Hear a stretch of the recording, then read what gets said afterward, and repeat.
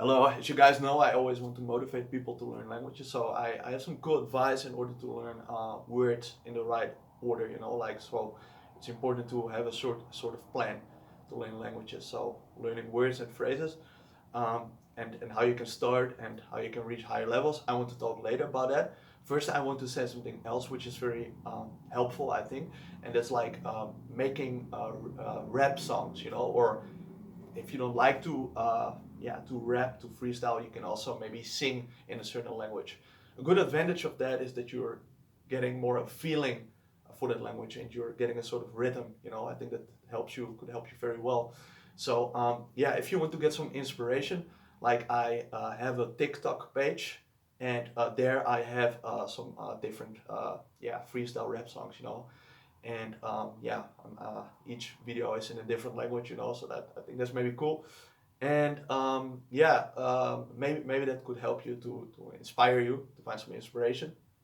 And my TikTok page is it's pretty new, but it's the first link below this video. And if you want to check out my SoundCloud page, there I also have some rap songs. It's the second link below this video. So I hope that you can get some inspiration this way, because I really like to inspire you. And as I said, it's good to get a sort of rhythm, a good feeling for the language, and you're also getting more confident, because if you're singing, I think you're really thinking of what you have to say right in your head. So I think that's good. Okay, now I want to continue with the advice which I want to give, and it's about starting in a certain language, and and later I also want to tell you how you can improve from another level to the next level. But first, the basic stage. In the beginning, I hear from a lot of people that they don't know how to start. Well, it's very important that you at least have a plan, and I think it's important to realize which words you have to learn. And you have to think about which words are necessary at the beginning.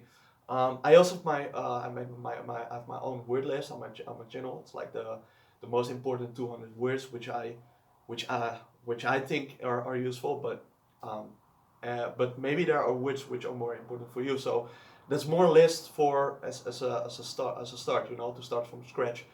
But I also think it's important to think about the words which are necessary for you, to introduce you, to tell about your life. So I think it's important that when you're a beginner, you just have to think about which words are necessary in order to converse with someone. But you also have to look at which words you need. So, for example, if you go to the supermarket when you're buying ingredients, then then it's important to know which words you need for that in order to get the right things which you need. But in my opinion, it's important that you don't learn too much specific words. Like you can also say I need this type of fruit, for example. So if you learn the word for fruit, then it's already good enough to tell people, okay, I need where's the fruit, and then when you're at the fruit area, then you already can find whatever you need. Like a banana or pineapple, whatever you like. So in my opinion, it's better to learn simple vocabulary, which is already helping you. So for example, the word for food is important. Word for animals, the word um, for eating, drinking. You have to think about that time. What time is it? Where's this? Where's that? That you can.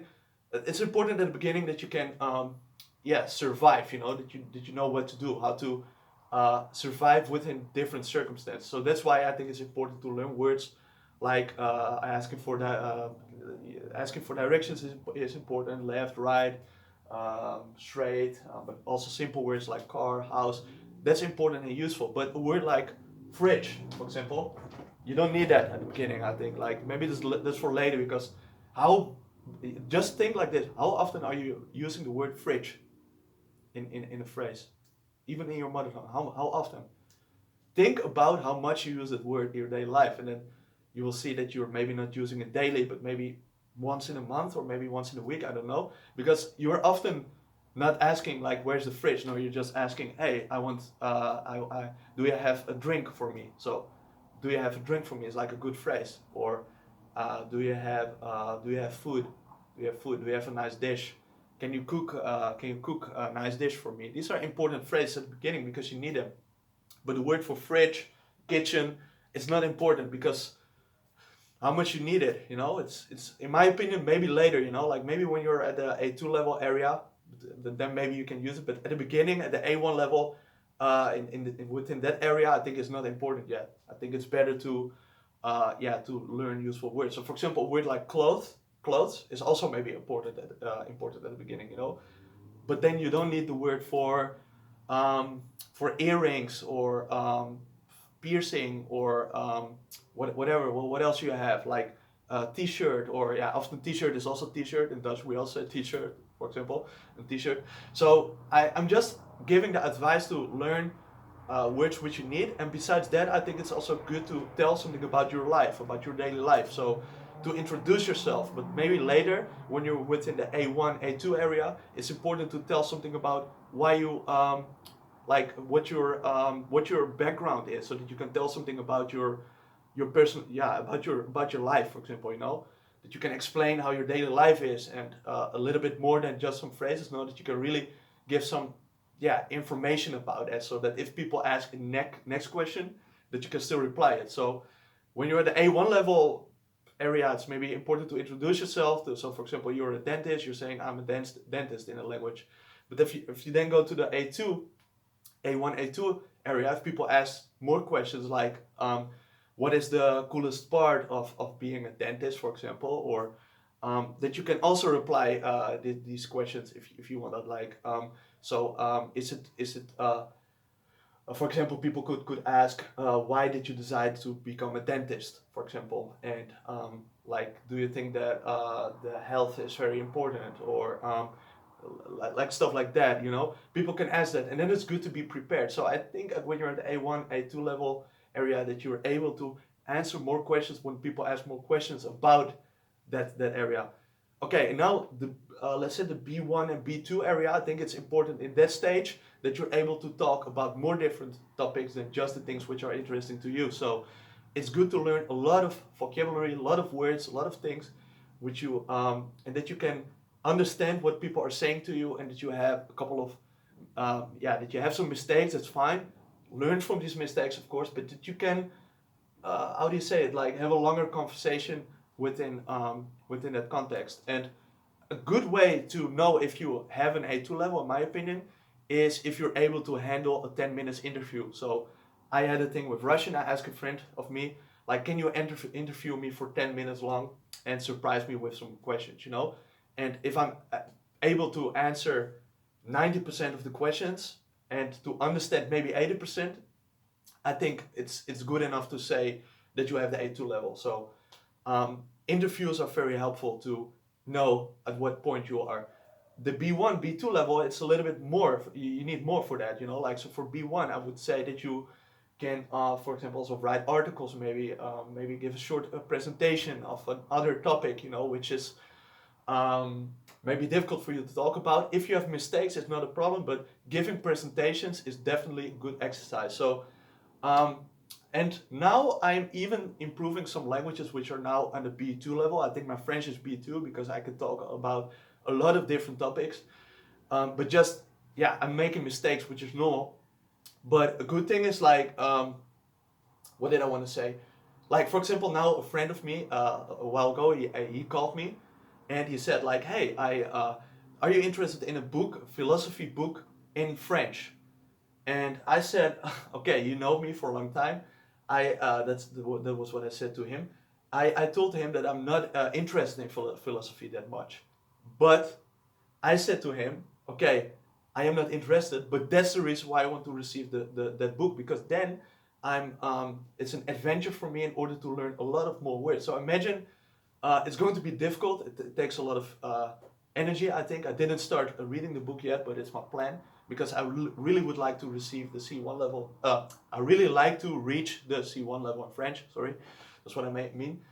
If I'm finishing that book, and if I'm doing research and trying to really understand that book, I think when I read the full book, or maybe even read 2 or 3 books, plus I also used all the words which I learned while reading the book, I think I can improve from B2 to C1. So maybe it's a goal for the end of 2020, this year. I hope to reach C1 level in French. And I think when I understand 50% of that book, uh, of that philosophy book, I think the other remaining 50%, which I'm trying to understand, will help me to reach the C1 level. And a lot of words I can even understand them because of the context. So it's like a puzzle. It's like a game. You're seeing a phrase, 50% you understand, 50% not, but you still, because of the context, you can understand it. It's like a game. You know, it's like ever done a puzzle with words. You know, and then you have like 4 letters and you need 8. Because of the 4 letters, you can guess the other 4. So that's like a part of the game, and it is a game. You need that game part. You know, that's because I think language learning should be fun and not boring, you know. And I always say to people like, don't worry about making mistakes. It's totally fine, but really try to use your language skills. So now these days, when you're at home, I really give you the advice to, if you're reading a book, for example, learning new words, try to practice this new word knowledge which you have with a native speaker. Try to do that, because why are you worrying about, man? Like, it's good. The native speaker will help you. Another advice which I definitely want to give is that if you are, for example, learning, okay, in my case, I want to improve my French, right? And I know that my English is C1 level. I don't have C2 level, but I have C1 level. Come on, like, don't make jokes about that. I have a C1 level in English, a very solid C1 level, because I can talk about any topic. I'm making mistakes. I know that. I have a Dutch accent. I know, but I can still talk about a lot of different topics, and even about topics which are totally different than the topics where I'm interested in, and I make a few mistakes. So I think it's good enough to say that I have the C1 level. So if I want to reach a C1 level in French, it means that I need the same knowledge of words which I know in English.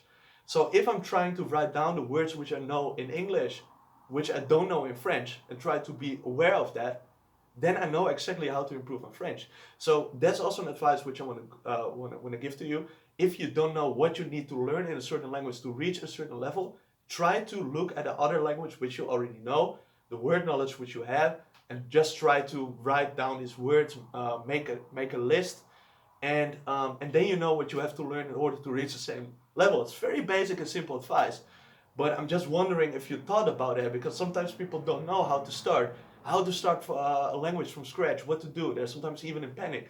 And just try to be relaxed, look at what you already know in another language, and you exactly know what you have to learn. So yeah, that's my advice. Like, also don't forget that a lot of people are watching movies and they hear a lot of words and they're saved in their unconscious mind, you know. Like, so later they realize, oh, I learned the word for hesitating, for example, because I heard it in a movie. But normally you would not learn a word like hesitating, right? To hesitate. So sometimes you're learning words because of a movie. And then, of course, it makes a lot of sense that you are not learning a word like that in a language like French or German or Chinese, because I think, it's just a guess, most people are watching movies in English, and maybe with subtitles, of course. But yeah, if you want to learn these same words, you really have to research it by yourself, or you have to ask a native speaker. So when you have like an online call with a native speaker, it's a great way to ask, like, hey, what's the word for to hesitate? What's the word for to apologize? These are words which you're not learning so fastly. And if you do that in a sort of routine, as much as possible, I think you're going to improve fastly. So I hope that I'm motivating people. I really want to help you guys. And yeah, cheers, and good luck with everything. I hope that my advice helps. Cheers.